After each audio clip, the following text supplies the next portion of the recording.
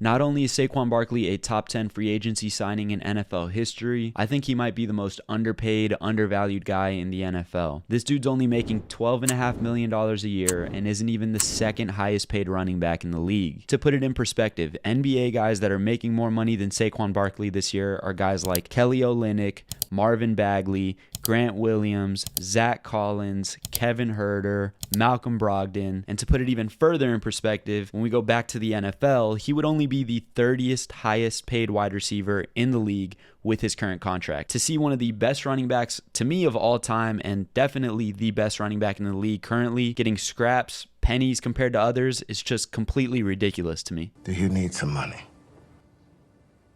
And I mean, don't get me wrong, I'm glad he found a team that allows him to shine the brightest. I know a lot of people, myself included, clown the Giants for letting him walk. I mean, rightfully so. But he'd be a walking embodiment of this meme if he was still there. I just feel like he deserves to get paid more than what he's getting currently. I don't even think that people are truly appreciating the type of year that he's had. I mean, obviously one of only 9 backs in NFL history to hit the 2,000-yard mark, and he did it without needing that 17th game. In my opinion, might be having the best season solely from a highlight perspective. I feel like every game we get a new 60, 70, 80-yard rush. The stats would back that up. He has the most 60-yard rush touchdowns in a season in NFL history with 7. The second closest is Adrian Peterson with 4. It's crazy to me that in a year where Jamar Chase was one of 5 wide receivers in the modern era to win the receiving triple crown, the odds for Offensive Player of the Year aren't even close. That goes to tell you truly how dominant he's been. And I mean, if we're being extra real, I don't understand how a guy like him didn't get a lot more MVP love. Obviously, he's a finalist, a candidate, but he doesn't have a realistic chance at getting the award.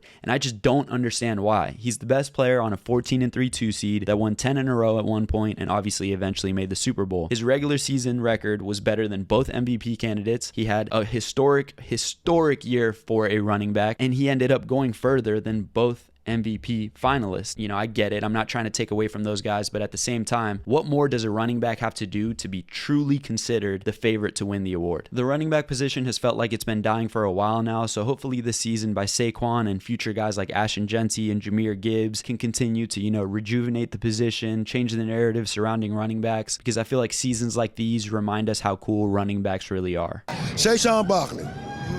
I swear, Saquon Barkley is the best. We survived the Giants, and now the Eagles got Saquon Barkley. Lord have mercy, man.